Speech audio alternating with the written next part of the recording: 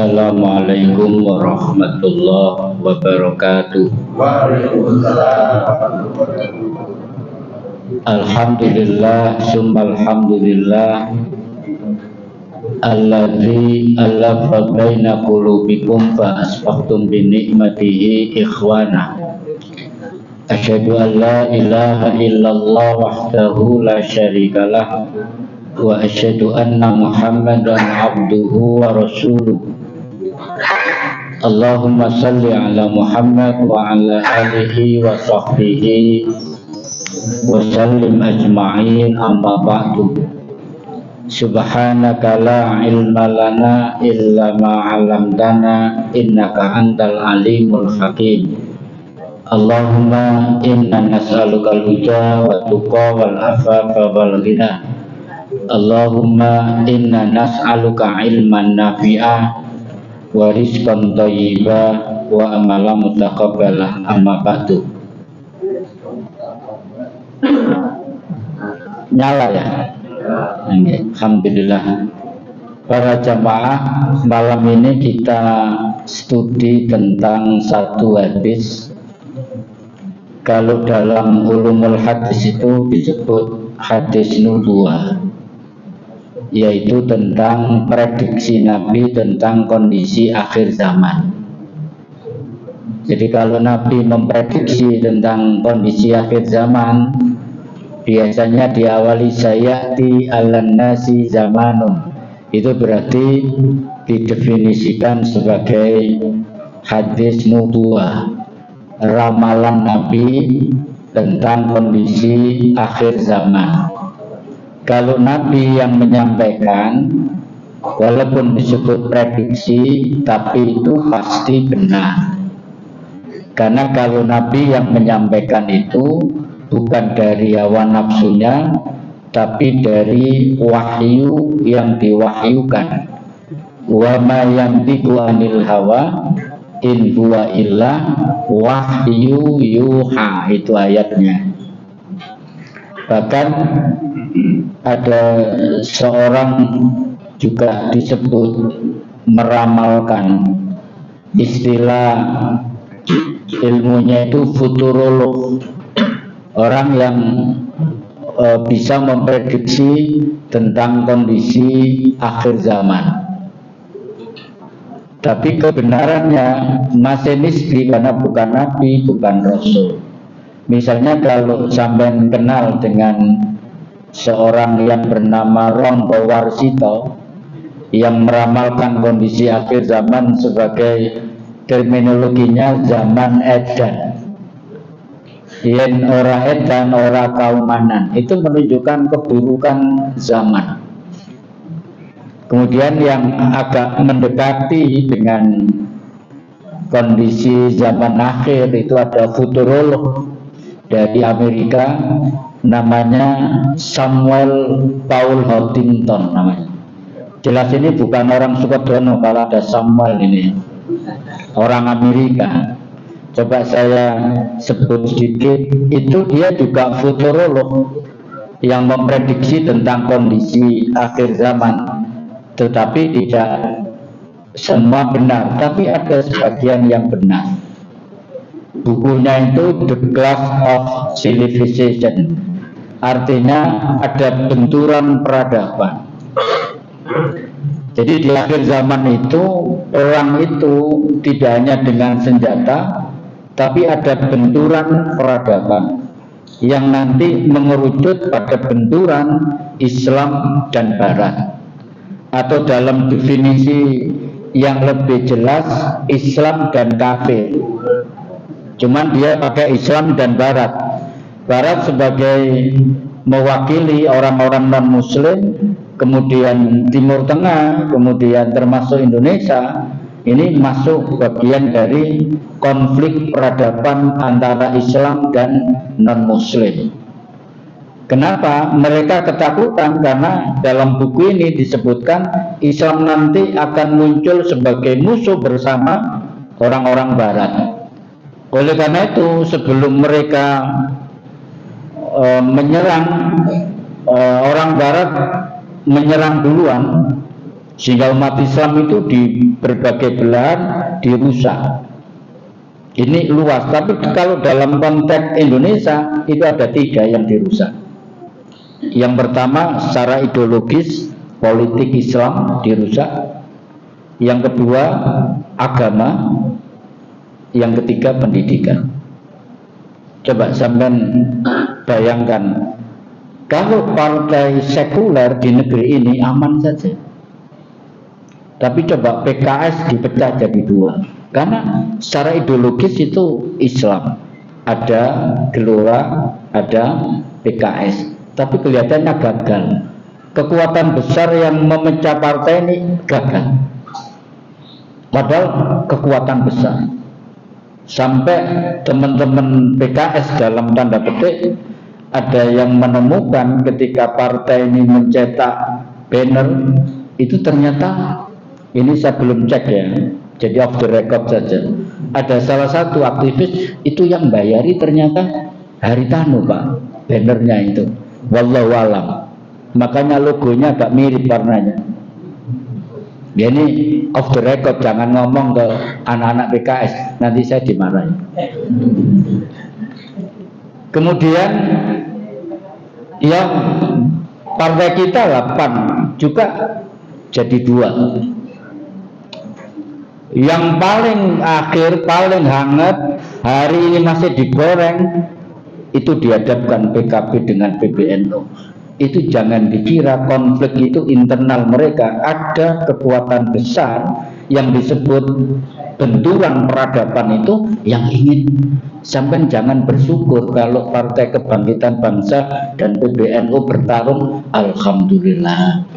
Jangan, itu saudara kita juga. Dan sampai hari ini kiai-kiai sepuh belum berhasil untuk menemukan Adinda Muhaimin Iskandar sama Adinda Yahya Stakuf ini semakin meruncing. Itu dari sektor ideologi. Kenapa partai Islam dipecah-pecah? Partai sekuler aman saja, Nasdem aman, Demokrat aman, PDI tidak ada gejolak. Itu ada benturan memang yang dibuat.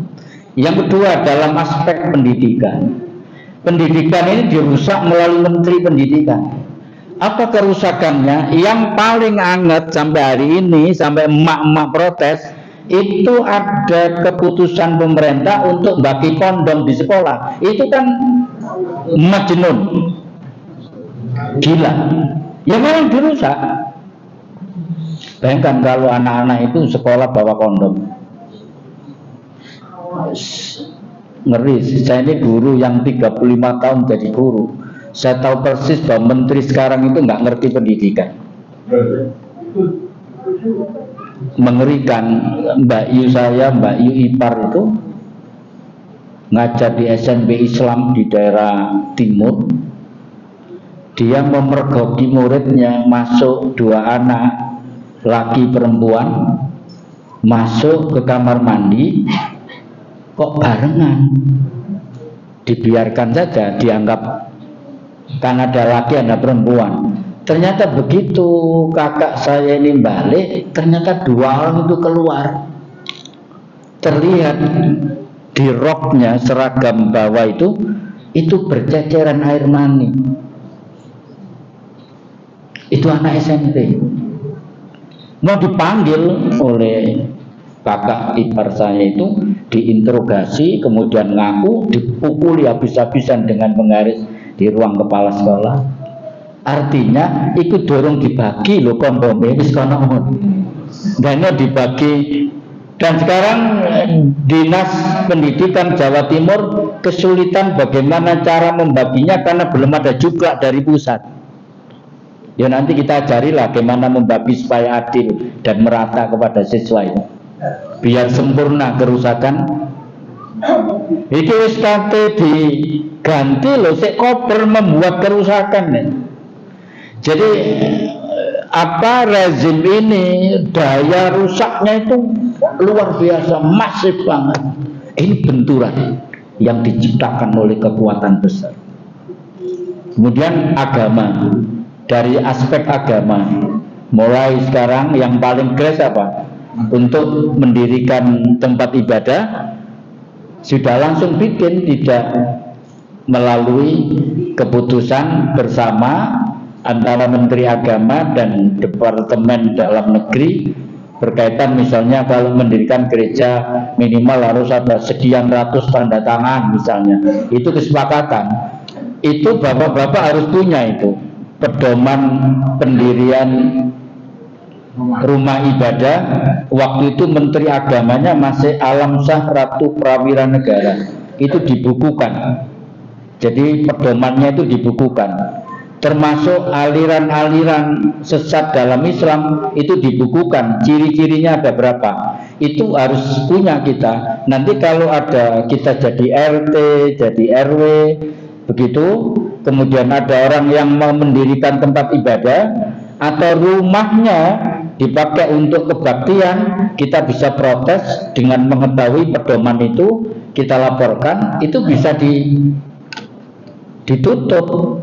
Nah, kalau kita nggak punya landasan, akhirnya kita membiarkan, ini rumah kok dipakai nyanyi-nyanyi, tahu-tahu itu pengabdian agama non-muslim. Nah, itu nggak boleh. Jadi ideologi agama, ideologi pendidikan agama itu yang dirusak. Makanya trennya kenapa hari ini pesantren-pesantren, bahkan umat Islam berlomba-lomba bangun pesantren. Itu dosen saya di Pasca Sarjana, Ustadz Musfikon, itu bikin pesantren Nizamiyah di daerah Prigen, bagus sekali. Banyak pesantren yang inden. Itu artinya orang tua sekarang sudah was-was melihat anaknya kalau dia di sekolah umum nanti pengaruhnya seperti ini, termasuk kalau kondom itu betul-betul landing, itu mengerikan. Sampai tahu Pantaria Pak, di Kenjeran itu. Saya punya pengajian rutin daerah sana di sebelum itu apa namanya, Kalijudan. Itu teman-teman cerita saya, kalau Ahad pagi itu ratusan kondom itu keleleran Pak. Di bawah pohon, di pinggir pantai, mau di tempat-tempat itu. Jadi memang wilayah itu seakan-akan menyediakan tempat untuk melakukan itu. Lampunya juga remang-remang, bukanya juga 24 jam, ada hotel di situ di dalam dan bisa short tap. Saya tanya berapa kalau short tap? Bukan berarti saya mau ke sana. Jangan salah paham. Loh, itu ada yang 75 Pak Ustadz, ada yang 100. Jadi yang punya duit ya short tap di situ dengan pasangannya, yang nggak punya ya di bawah pohon. Untung nggak dicopot tulang. Nah itu ya. Nah itu yang di Surabaya, yang di tempat lain lebih mengerikan. Artinya para jamaah sekalian, selamat datang, kita ini memasuki sebuah zaman yang semakin lama semakin rusak. Apa yang kita lakukan itu yang penting nanti. Baik, sekarang saya bacakan hadisnya. Ini yang mau kita bahas. Hadis sahih riwayat Imam Ibnu Majah. Sita nepang ngelunggu sing enak. Nah, saya di akad kemarin memenuhi janji saya ketemu Ustadz Andri Kurniawan yang isi Jumat keempat. Saya berdiskusi mulai pagi sampai zuhur. Jadi semakin menguatkan bahwa kerusakan zaman ini sudah kita alami. Baik, ini hadis nubuwah tadi. Sayati, jadi cirinya sayati dia. Sayati alam nasi sanawatun khadda'atun. Akan datang tahun-tahun penuh dengan kedustaan yang menimpa manusia. Jadi zaman ini nek nurut jenengan semakin mendekati hari kiamat semakin buruk apa semakin baik? Semakin buruk. Berarti sampai cerdas, bisa merasakan. Golek wong apik itu nggak gampang sekarang kan. Satu, yusaddaqu fihal kadhibu. Orang yang berkata dusta akan dipercaya. Itu fenomena akhir zaman. Jadi dusta itu bisa dikapitalisasi. Artinya bisa didesain dusta itu jadi baik sehingga orang itu percaya. Itu ada, Pak. Di framing istilahnya. Dan ada konsultannya. Jadi orang bodoh jadi ketokan pinter itu. Termasuk kemarin yang wakilnya Pak Prabowo, siapa namanya? Aku saking nggak suka sama lupa namanya. Itu mahal, Pak. Jadi dia itu didesain bertanya kepada lawan politiknya sesuatu yang mengejutkan, padahal dia tidak tahu apa-apa. Itu mahal, Pak. Sampai besok nyambut guys yang ini gini pingin kaya gitu. Yusaddaqu fihal kadhibu wa yukadzibu fihas shadiqu. Yang kedua, dan orang yang berkata jujur akan didustakan atau tidak dipercaya.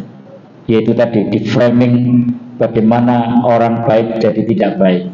Tiga, nanti ada keterangannya satu persatu. Wa yu'tamanu fihal kha'inu.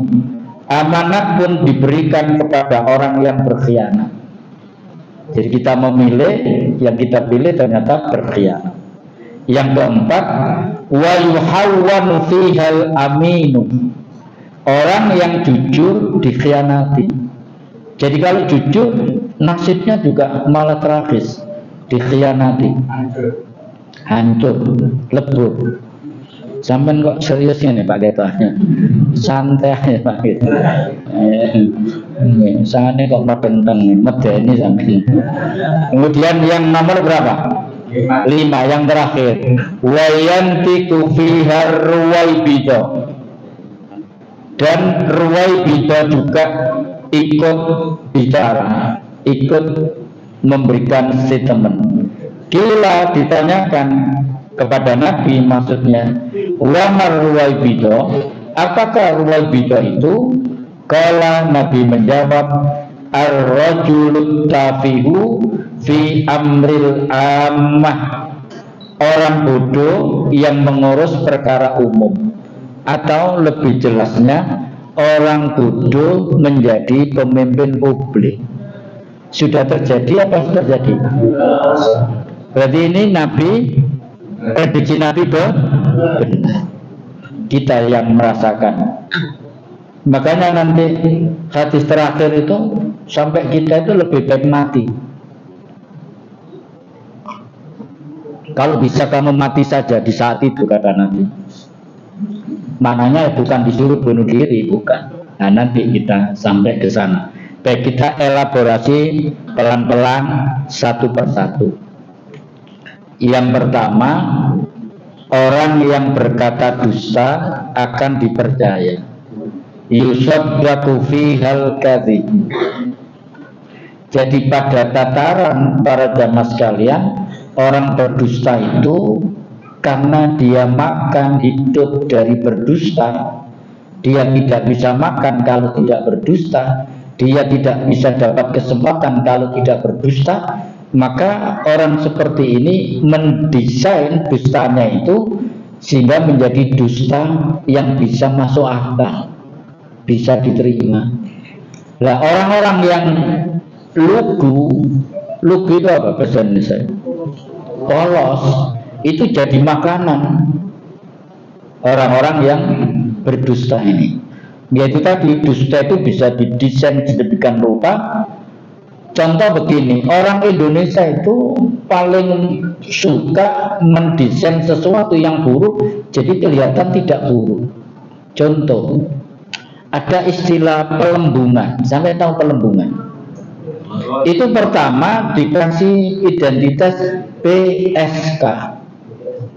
Apa singkatannya? Pekerja. Pertama bukan PSK, WTS. Wanita tuna susila. Kan pelembungan dia itu sebetulnya kan. Tapi diperhalus sehingga menjadi komoditi non migas kayak gitu. Kemudian diperalih lagi PSK, iya kan?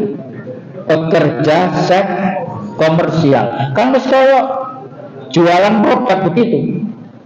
Nah, kebohongan itu juga didesain seperti itu sehingga Nabi mengatakan yusaddaqu fihal kadhibu. Orang yang berkata dusta akan dipercaya. Makanya Al-Quran memperingatkan berkaitan dengan orang-orang fasik yang suka berdusta. Ya ayyuhalladzina amanu, hai orang-orang yang beriman, in ja'akum fasikun binaba'in, jika datang kepadamu orang fasik membawa berita. Jadi berita itu ya kita bicara media. Jadi kalau kita membaca media, misalnya hari ini Kompas itu yang mendukung Israel, maka fatabayyanu, check and recheck kalau membaca berita.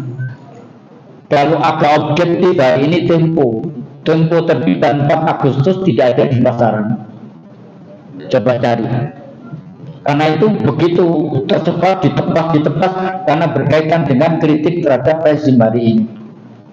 Dan Bapak Ibu baca Tempo Agustus ini, kita akan banyak tahu tentang bagaimana rezim ini sangat bobrok itu di situ. Silapis.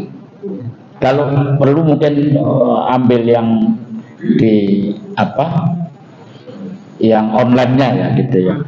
Kemudian fatabayyanu, maka periksalah dengan teliti berita itu. Maka orang mukmin itu sebetulnya kalau kita belajar Al-Quran, orang mukmin itu sikapnya terhadap informasi itu tidak gampang menerima, tidak gampang menolak. Alladzina yastami'unal qaula, yaitu orang-orang yang mendengarkan sebuah perkataan, berita lah. Fayattabi'una ahsana, tidak gampang menerima, tidak gampang menolak, tapi fayattabi'una ahsana, memilih yang terbaik. Ulaika alladzina hadahumullah, itulah orang yang akan mendapatkan petunjuk dari Allah. Wa ulaika hum ulul albab, itulah orang-orang yang berpikir. Hari ini zaman fitnah nih para jamaah sekalian, bahkan ustadz juga menjadi syarat dengan fitnah. Makanya tabayun, kalau ada informasi, oh ternyata ustadz ini sudah terpapar salafi, misalnya ustadz ini terpapar HTI, ternyata ustadz ini saya lihat terpapar PKI misalnya, jeruk merek ustadz di PKI. Nah, itu tabayun. Dipanggil, yang ngomong diajak. Kamu yang ngomong, kamu yang nuduh, berani nggak ketemu orangnya? Nek berani gentle. Nek nggak berani berarti nggak gentle. Bisa jadi fitnah. Nah, sekarang banyak ustaz juga difitnah itu soalnya. Akhirnya nggak boleh ngaji di sana, nggak boleh ngaji di sana. Itu terus ya apa carane? Ya tabayun ini tadi lah ya. Kemudian antusibu kauman bijahalatin, agar kamu tidak menimpakan satu musibah kepada suatu kaum tanpa mengetahui keadaannya, maka cek and recheck itu. Fatusbihu ala ma fa'altum nadimin, yang menyebabkan kamu menyesal akan perbuatan itu. Ya Allah, iku biar aku rek sing nuduh, akhirnya dia diadili sedemikian rupa gara-gara tuduhan palsu saya, menyesal akhirnya. Makanya fatabayyanu, sering-seringlah tabayyun, terutama kalau berita itu yang membawa orang fasik, atau berita apalagi hoax di HP ini jangan asal nge-share, ditanyakan dulu kira-kira sing gak masuk akal. Nah, iki gak masuk akal lah. Maka ditanya, iki gak hoax karek. Lah saya itu punya teman yang pinter apa ini hoax atau tidak saya kirim. Saya ini coba teliti hoax apa tidak. Ini mau saya share. Kayak hoax ini Ustaz. Enggak teliti sing teman. Ya apa telusuri ternyata hoax. Lah hoax itu pekerjaan orang munafik, membuat hoax itu. Kemudian yang kedua, orang yang jujur didustakan. Wa yukadzabu fihas shadiqun. Coba saya tampilkan ini para jamaah sekalian. Sampai kenal orang ini? Kalian kenal? Hebat dengan Jenderal Hugeng, Kapolri pertama. Ini disebut oleh Gus Dur. Kebetulan Gus Dur dalam anekdotnya, polisi yang baik itu cuma 3 katanya. Pertama Pak Hugeng, almarhum bekas Kapolri. Yang kedua patung polisi. Dan yang ketiga polisi tidur. Ini mohon maaf kalau ada polisi ya. Enggak semuanya begitu. Tapi ini kelakar. Bukunya Gus Dur banyak anekdot-anekdot diterbitkan. Salah satunya isinya ini. Nah, para jamaah sekalian, jujur itu bagian dari perintah Nabi. Alaikum bisidqi. Jadilah kamu orang yang jujur. Jangan ada dusta di antara kita, termasuk kepada istrinya. Hati-hati, karena orang itu kalau dusta satu, dusta satu, itu ditanya, maka dia akan menyusun dusta kedua untuk menutupi dusta yang pertama tadi. Kalau dia berdusta yang kedua ditanya lagi, maka dia cari alasan untuk menutupi dusta yang misalnya saya agak tua-tua, nek sampean kan apik kabeh. Saya telat pulang ceramah, itu saya kan tahu. Ceramah itu habis sisa, wis mari. Sampai di rumah ya maksimal 8:30 sudah maksimal kan. Kok saya jam 11 belum pulang? Kan ditelepon. Kok belum pulang?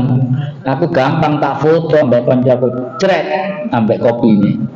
Aku ngopi ambek Ustaz Hadi Sucipto. Aman wisan. Soalnya Hadi Sucipto kenal istri saya. Baik, gak mungkin macam-macam nih ambek Ustaz Hadi Sucipto. Tapi saya ngopi kok kena ana wong wedok tak foto kira-kira ya apa jadi? Isok perang Iran-Irak itu saya pulang sampai di rumah. Nah itu dikonfirmasi begitu.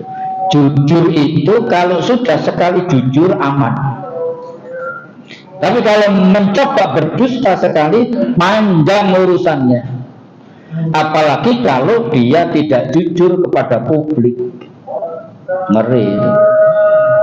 Fa inna sidqa, maka sesungguhnya kejujuran itu yahdi ilal birri, jalan menuju kebaikan.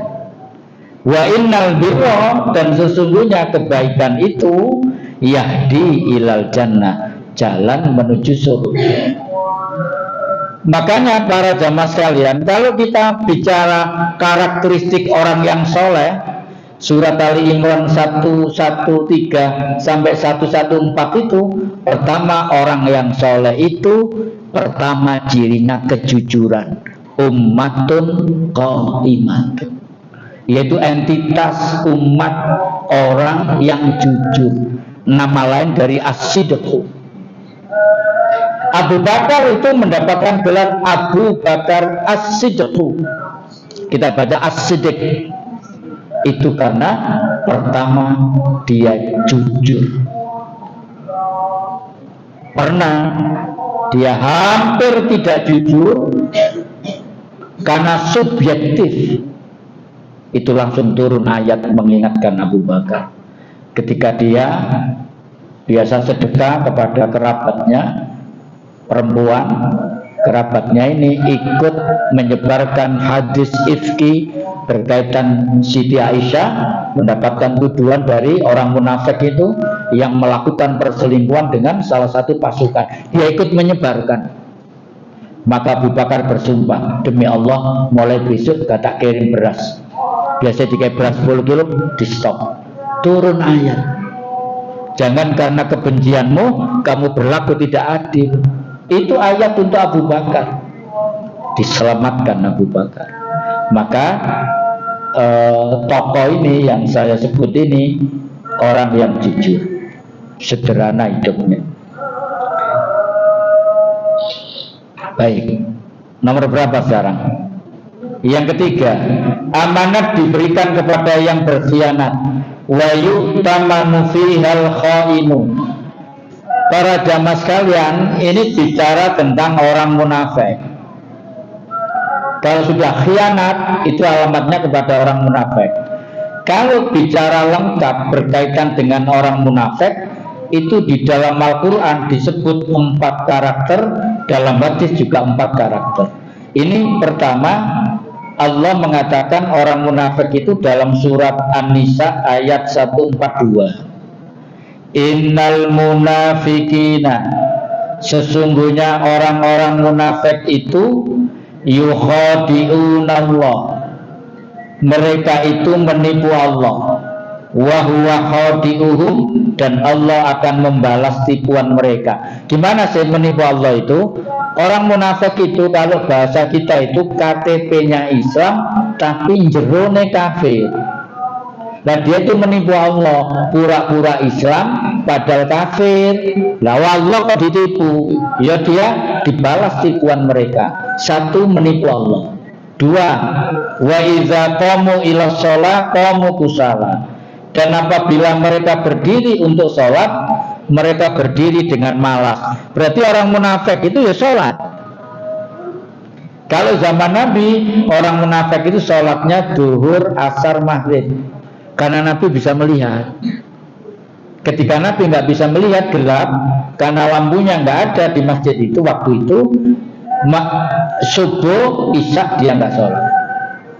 Kenapa dia nggak sholat? Yura'unan nasa, mereka bermaksud riya dengan sholat itu di hadapan manusia. Nek ketok toh. Jadi muhasabahnya gimana ini? Kalau bapak ibu saya lah, itu kok males sholat ya, ke masjid kok lega, bangun malam kok berat, kemana adem, itu sampai bangun, sampai bercermin pak, sing kota gede, terus sampai tuding, orang munafik, biar tahu rasa dia, nantilah sembuh kemunafikannya. Jadi kalau kita mau sholat, saya pernah ngomong, ayo sholat panasan, ayo sholat, orang malas sholat orang munafik. Biku anak erek di munafik kan. Lu ciri orang munafik itu malas sholat ini loh. Wa iza qamu ila sholat qamu kusala. Maka semangat, kalau nggak munafik itu semangat. Kemudian wala yazkurunallaha illa qalila.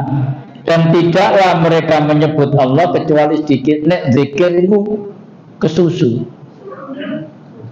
Bahkan sedikit sekali zikirnya kepada Allah. Kadang mati salam pelencing. Itu hati-hati. Sekali waktu kita mikir zikir kita itu, kan ada ayat itu, ya ayyuhalladzina amanu zkurullaha zikran katsira wasabbihuhu bukratan wa asila. Hai orang-orang yang beriman, berzikirlah kepada Allah dengan zikir yang banyak. Wasabbihuhu bukratan wa asila. Wa di situ ada menafsirkan sunnah. Jadi dan bertasbihlah mulai pagi sampai petang terus. Lupa zikir, lupa zikir, lupa zikir. Orang yang berzikir itu diberikan keutamaan. Alladzina amanu wa tatma'innu qulubuhum bi dzikrillah, ala bi dzikrillah tatma'innul qulub. Orang-orang yang beriman itu hatinya menjadi tenang dengan berzikir kepada Allah, maka ingatlah berzikir kepada Allah itu membuat hati kita menjadi tenang. Jadi subhanallah, subhanallah, subhanallah. Kalau saya boleh menyarankan itu, kita bisa istiqomah zikir maksurah. Itu ada beberapa versi. Yang populer itu disusun oleh Hasan al-Banna. Kemudian Salafi nggak mau karena dianggap yang dari Hasan al-Banna ini ada wirid yang tidak maksurah dimasukkan. Maka Salafi bikin sendiri. Yang menyusun antara lain Ustadz Jawas almarhum. Monggo lebih pendek. Kalau di radio Sam itu Suara Muslim itu pagi disetel, habis maghrib juga disetel. Itu kalau jadi istiqomah itu zikir kita termasuk panjang. Ada yang kubro, ada yang sughro lagi. Nah itu. Jadi banyak berzikir. Orang munafik sedikit zikirnya. Orang mukmin mestinya banyak zikirnya. Kemudian munafik menurut hadis Nabi juga ada 4. Arba'un man kunna fihi kana munafiqan khalisan. Ada 4 tanda jika seseorang memilikinya 4 tanda ini maka dia disebut munafik tulen, asli munafik. Geles. Saya itu punya kawan profilnya itu namanya ini dikai komentar NU deles, wis cangar ya. Jadi NU tulen gitu loh. Tak balas Muhammadiyah deles. Kemudian 1, iza tumina khona, didulukan malan. Jika diberi amanat khianat. Bisa melihat aja siapa yang khianat. Saya sampai nggak habis pikir di Sidoarjo ini, ya saya ikut prihatin ya. Ada kiai yang jadi maklar kasus, dan itu bunyi di JPU-nya itu apa jika JPU? Iya, itu bunyi. Ini terancam ini, Pak. Dan nanti kalau ketangkep diperkarakan, kemudian sampai pakai rompi kuning, gimana itu? Keluarganya, gimana pondoknya, gimana? Ini zaman akhir sekalian, bayangkan.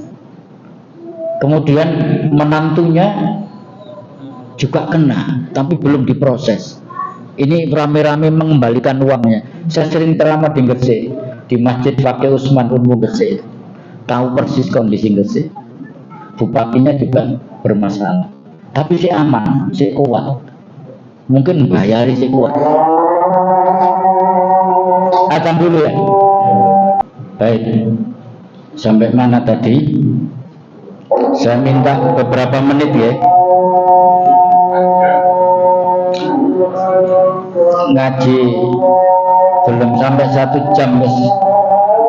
Ya minimal ngaji itu 1 jam kan. Tapi naik maghrib nggak mungkin ya karena. Kemudian yang kedua, wa idza haddatsa kadzaba. Jika berbicara suka dusta, bujuan. 20 janji kampanye itu 1 pun nggak terlaksana. Itu wa idza haddatsa kadzaba. Wa idza ahada ghadara. Jika berjanji tidak dipenuhi. Ini yang nyewa mobil belum dibayar. Ngeri gitu ya. Nah, itu. Mesakne gitu ya. Wa idza khasama fajara. Jika berselisih dia akan berbuat zalim. Jadi sekian kali perjanjian dimulai Camp David Israel dengan Palestina selalu curang. Makanya Nabi membangun pasar Madinah itu salah satu latar belakangnya adalah orang Yahudi kalau bisnis pasti riba curang. Yaitu munafik itu ya seperti itu. Jadi kalau berselisih mesti zalim, menelikung dari belakang. Nauzubillah min dzalik. Baik. Ganjaran bagi orang munafik mesisan. Jadi hati-hati. Innal munafiqina fi darkil asfali minanna. Sungguh orang munafik itu ditempatkan pada tingkatan paling bawah di neraka. Inti neraka dari orang-orang. Walan tajidalahum nasira. Dan kamu tidak akan mendapatkan seorang penolong pun bagi mereka. Orang munafik tidak ada yang mampu menolongnya di neraka yang paling bawah. Agak panjang sedikit, tak percepat. Keempat, orang jujur dikhianati. Kalau ini siapa Pak? Buya Muhammad Nasir. Ini berjasa mosi integral. Sebelumnya itu negara race kayak Amerika. Kemudian ketika beliau menjadi Perdana Menteri, kemudian melakukan menjadi negara kesatuan Republik Indonesia. Itu namanya mosi integral. Jadi Perdana Menteri nggak punya rumah. Ketika meresmikan Partai Masyumi di Bandung, dari Jakarta naik kereta belum sarapan. Ketemu Pak Rum, pimpinan redaksi majalah Abadi milik Masyumi, utang. Pak Rum bisa pinjam uangnya sebelum sarapan. Pak Rum, saya juga nggak punya uang. Tapi ini ada uangnya majalah, gimana?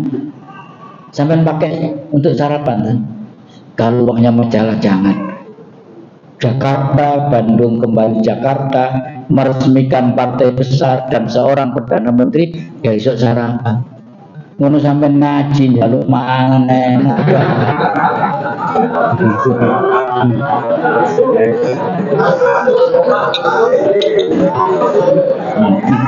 Masuk ya.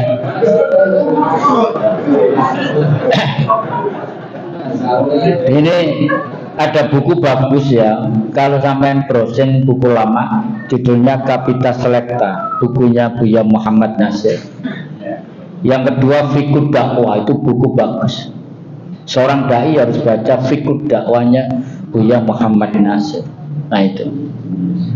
Nah, ayatnya yang bicara tentang ini, ya ayyuhalladzina amanu taqullaha wa kunu ma'as shadiqin. Hai orang-orang yang beriman, bertakwalah kepada Allah dan hendaklah kamu bersama orang-orang yang jujur. Barisan orang-orang yang jujur.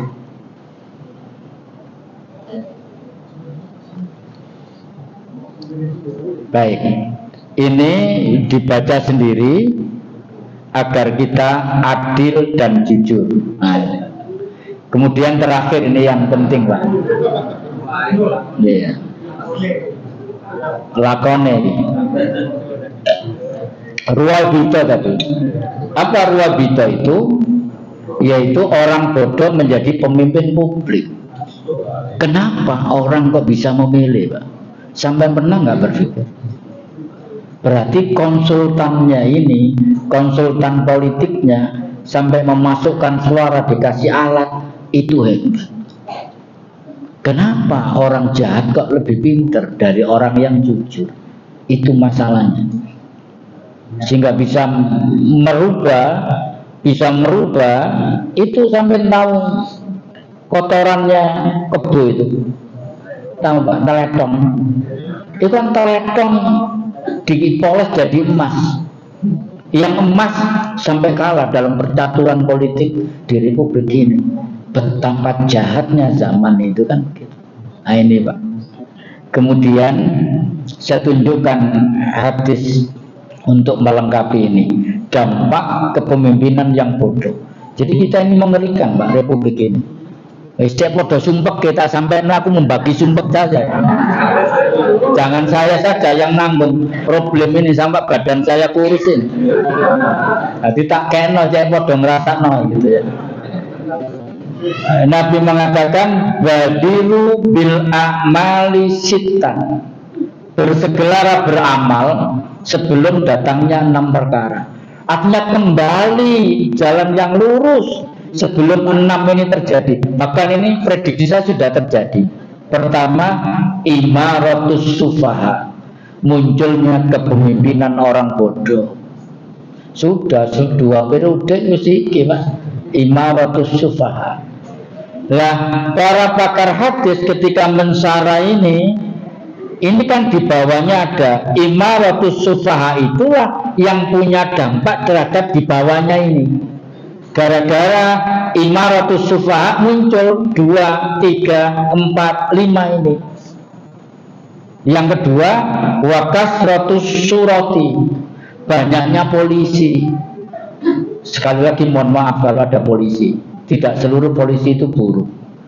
Ini bukan banyaknya secara kuantitatif. Artinya zaman itu semakin buruk, nanti polisi ini diangkat untuk di atas. Terjadi apa terjadi? Sehingga hari ini Brimob itu senjatanya lebih canggih daripada ketiga angkatan itu. Diangkat polisi.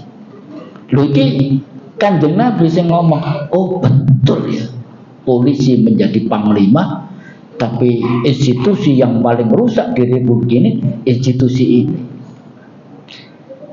Wa bai'ul hukmi, jual beli perkara hukum sudah ada, wis ana tarifnya, Pak.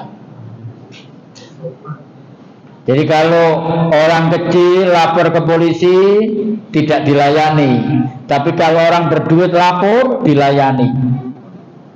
Itu acaranya wakil wali kota itu sering kan saya lihat YouTube-nya itu, siapa namanya? Bukan, wakilnya siapa? Armuji. Itu kan keliling. Ini tadi rame gegeran soal tanah. Padahal pada muslimi dibendung akses jalan macam-macam. Kemudian ada yang nyuap. Jadi hukum itu sudah ada tarifnya. Ini. Kemudian yang keberapa? Keempat ya. Wastighfafun bidami, meremehkan urusan darah. Terjadi banyak pembunuhan, maksudnya banyak pembunuhan dan yang saya tidak habis pikir apa ada 6 laskar FPI yang dibantai dengan sadis sampai hari ini tidak ada kabarnya. Nyawa manusia dianggap. Sampai kalau mengerti buku putihnya Tanjung Priok, ada yang pernah baca? Buku putih Tanjung Priok itu Pak, zaman LB Murdani ya, kita bocor titik, bocor halus sih. Cek komat.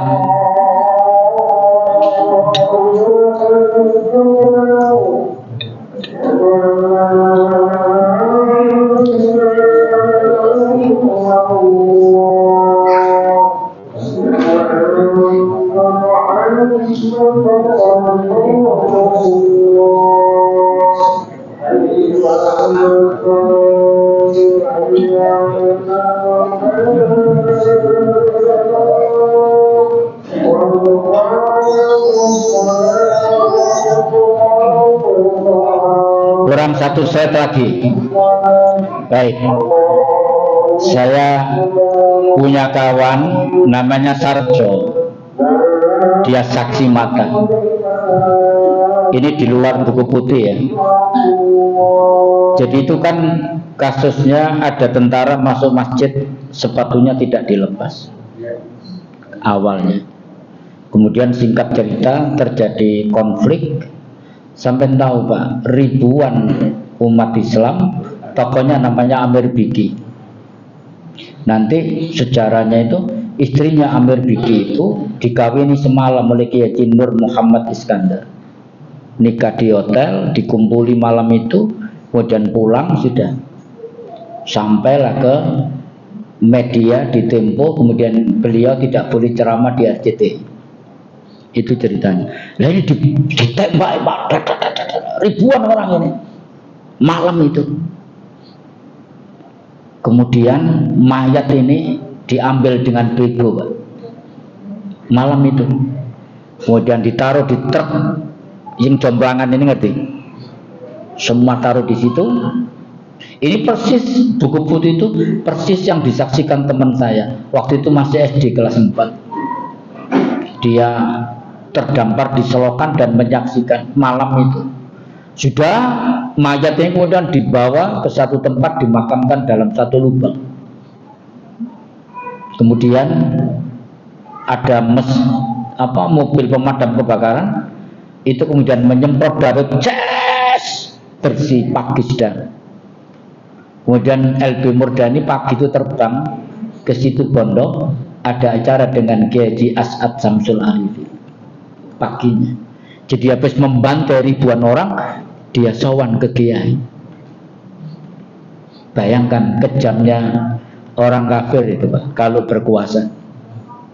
Nah itu darah itu dianggap apa? Nyawa orang Islam itu dianggap seperti nyamuk.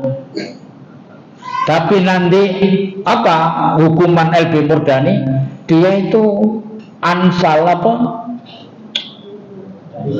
pikun bertahun-tahun. Iya, kasihan juga kasihan dia kapok ya. Kemudian waqati atur rahim. Nah ini yang bisa kita ini pemutusan tali silaturahim. Jadi zaman akhir itu banyak orang tidak membangun silaturahim. Kepeduk sehari hari raya tok mari wis ndak. Mestinya ini saling menjaga silaturahim. Saya ini agak kecewa ya dengan salah satu takmir masjid. Bapak tak ceritakan sampean. Saya itu pengajian rutin sudah 14 tahun. Ketua takmirnya nggak tahu rumah saya. Ya saya nggak nyindir, memang takmir sini belum tahu rumah saya memang. Jadi ini yang di Surabaya gitu loh. Ini kan biasa baru. Kalau bukan nyindir sampean enggak sama sekali.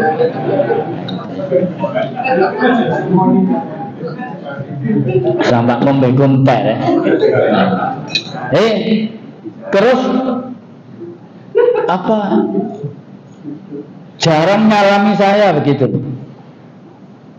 Wong saya ngaji rutin di situ, ya dia duduk di belakang terus kan alangkah indahnya kalau ketua takmir itu ya nyalami ustadz ngono sih Pak.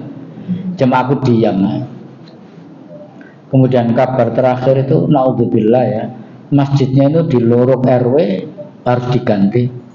Sebetulnya fasum yang teman-teman Muhammadiyah bisa enak di situ, pengajiannya juga ustadz-ustadz Muhammadiyah sama Salafi.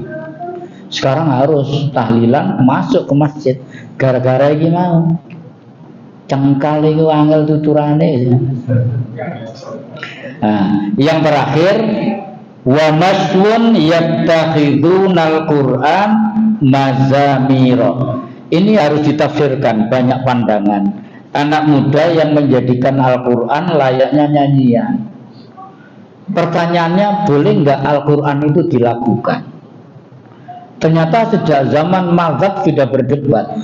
Imam Malik, Imam Ahmad bin Hambal tidak boleh melakukan Al-Quran. Tapi Imam Syafi'i, Imam Hanafi boleh melakukan Al-Quran. Yang dimaksud ini adalah jangan sampai Al-Quran itu tidak dibaca dengan tartil, tidak dipahami, tapi dilombakan saja. Lah musabaqah tilawatil Quran itu ada yang berpendapat tidak boleh, Al-Quran kok dilombakan. Tapi ada yang berpendapat boleh untuk motivasi, menghafal dan membaca. Jadi ada perbedaan itu. Termasuk Profesor Rumrawi berpendapat boleh karena dia juga juri internasional. Orang Indonesia yang menjadi juri musabaqah internasional itu ya Profesor Rumrawi dari Indonesia. Sekarang sudah wafat.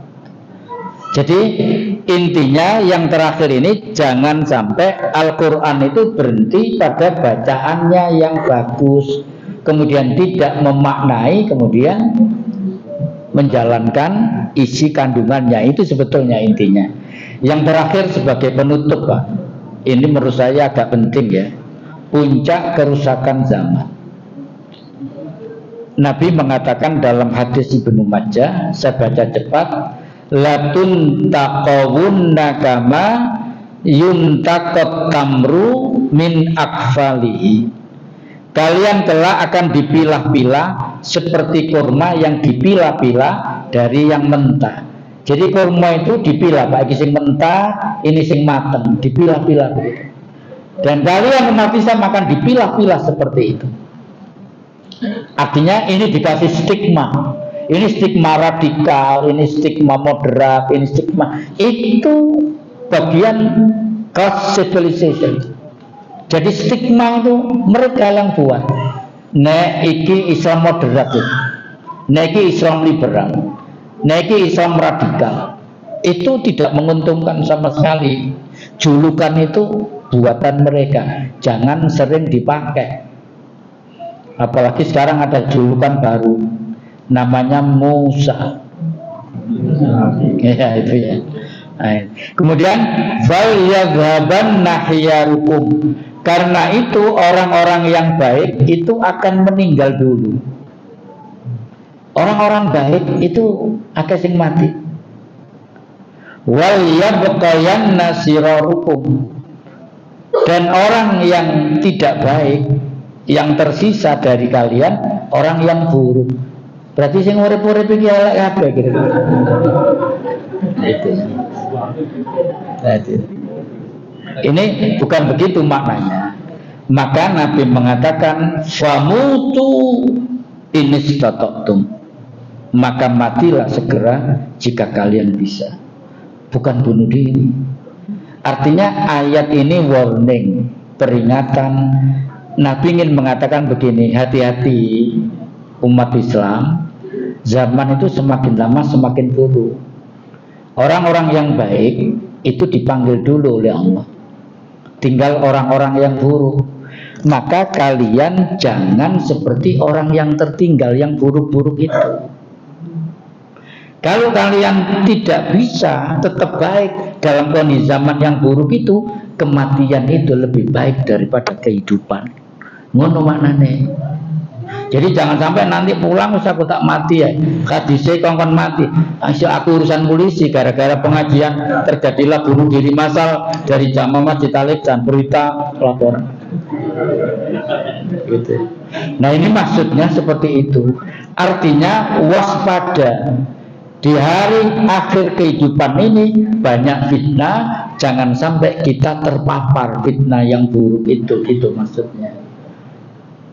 Tapi secara kenyataan memang yaitu di akhir zaman itu memang nggak enak gitu loh. Makanya jangan nemen-nemen akhir zamannya. Kira-kira kiamat kurang 2 tahun lah kita minimal. Pas hari kiamat nggak enak memang. Nah ini yang bisa saya sampaikan persis jam 7 lewat 5 menit. Mohon maaf kalau terlalu lama. Mari kita tutup dengan doa kafaratul majelis. Subhanakallahumma wa bihamdik asyhadu an la ilaha illa anta astaghfiruka wa atubu ilaik. Assalamualaikum warahmatullahi wabarakatuh.